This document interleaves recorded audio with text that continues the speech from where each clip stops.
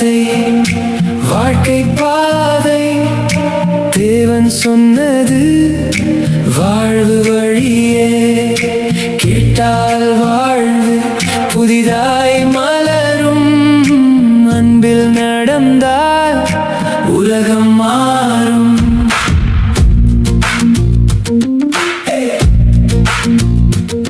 ஒரே தேவன் என் இதயத்தில் வேறு யாரும் இடம் பெறாதே பொய்யான உருவம் உன் தலை குனியாதே